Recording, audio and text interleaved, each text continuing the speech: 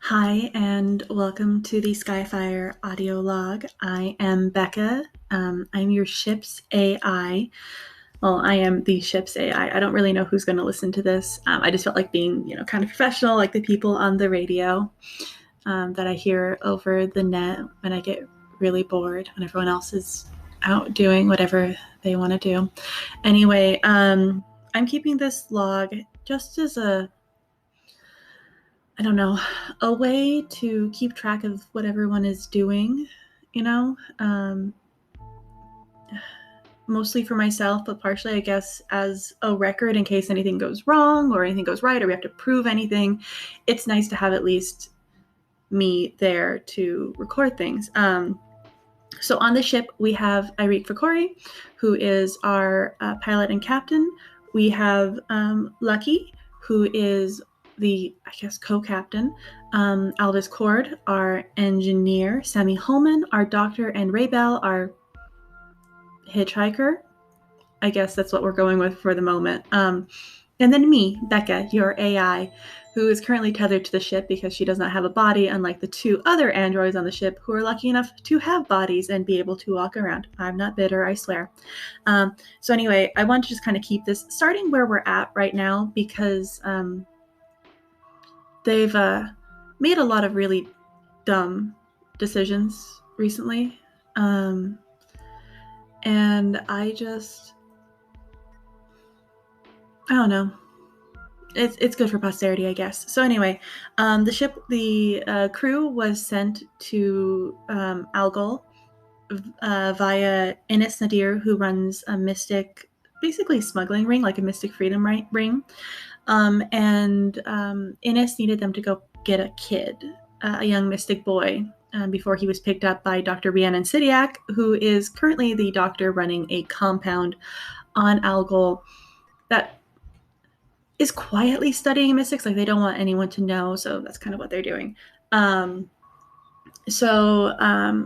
When they got to Algol, Sammy was acting a little squirrely, and that's because apparently Sammy has some connection with Dr. Sidiak, though I'm not entirely sure what that is yet. And they had hatched a plan before they got to Algol, but of course, that all goes up in flames because no plan ever works correctly, right?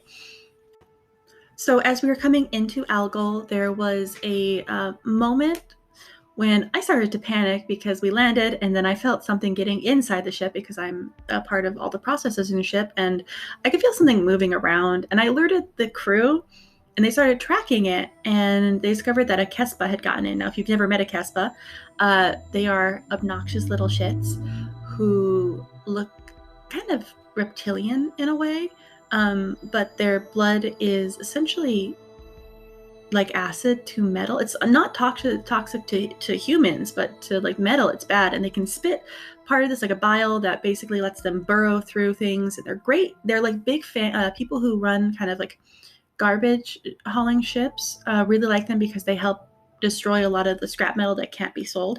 So they're useful and they're cute, but not when you're a ship, because I did not like the feeling of holes being,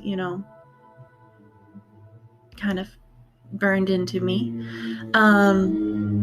So they tracked the thing down, and Lucky shot it, and it escaped into the vent, and then it got up. They basically like tricked it by using garbage to bring it up into a space where they'd be able to shoot it. And so they shot it again after Lucky and Ray got into kind of a bit of a blowout over it, weirdly enough. And they ended up,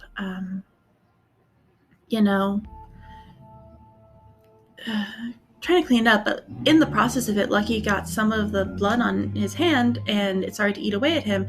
And that's kind of when I realized that Lucky didn't know he was an android, because he was acting like, oh, this is fine. I have human skin. This won't affect me. But of course, being an android, being metal, it burned through. And Alvis was smart. And apparently Alvis is keeping being an android secret as well. Ooh, sorry, probably shouldn't have said that, but okay. It's fine. I'm sure at this point they'll figure it out really soon. But that kind of sent Lucky off onto a thing, and yeah.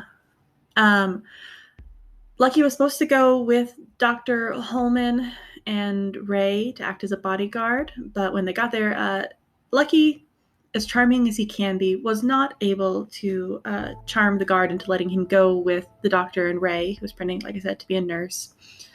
So Lucky just kind of went back to his room, and I checked in on him, and we had a talk, and I probably should have been better about moderating what I spoke to him about, but I revealed that he was a awakened android, which was something apparently Irik had been planning on telling him, but hadn't told him yet, and that is entirely my fault. And Irik, if you ever find this, I'm really sorry.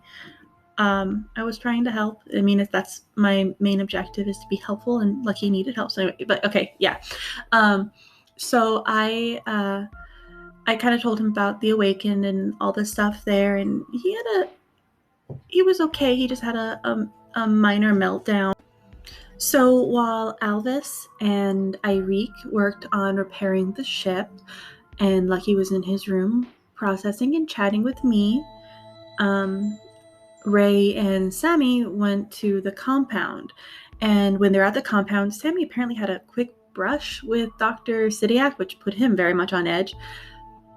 And it kind of really obstructed his ability to be a doctor, which is so hard because, he's so good at it. It's just, apparently it got to him to that day.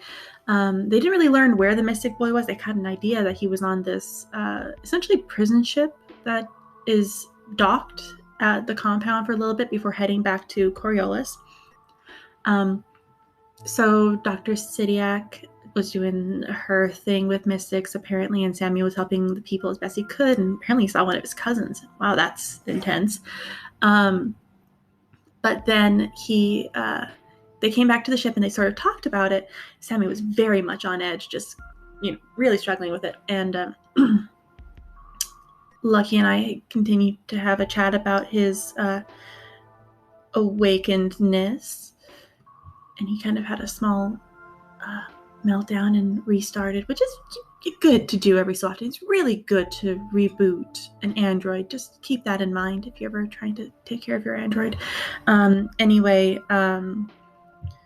so while Lucky was having his moment, basically Sammy mentioned that he is part of a family that deals with the right of the Free League on Algol. So basically, he comes from a family of rebels trying to take out the Zenithian hegemony. So, go Sammy, fight the power, I guess. And so he had a contact, and then Irik was like, oh, I have a contact too. We should contact him. And then they realized it was the exact same contact, which turns out to be Sammy's cousin. Now, the interesting thing about this is that Sammy's cousin was the one who had hired Irik to get Lucky off of Coriolis after he awoke and bring him to Algol in the first place.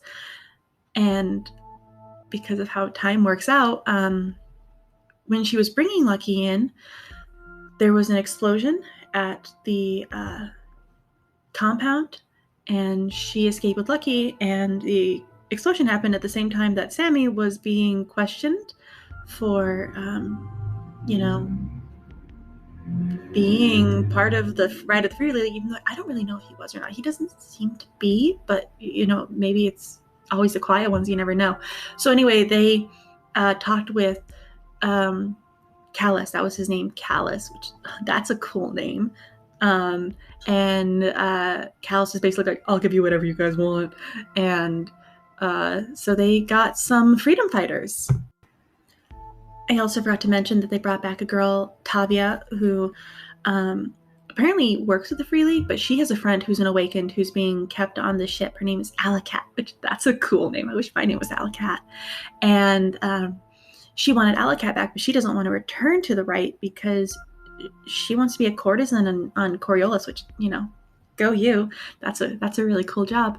And so she made a deal with all of them that she would, help them escape and everything. So, hopefully that goes well. We'll see what happens tomorrow, I guess, because it would suck if it all kind of fell apart at the last minute, wouldn't it?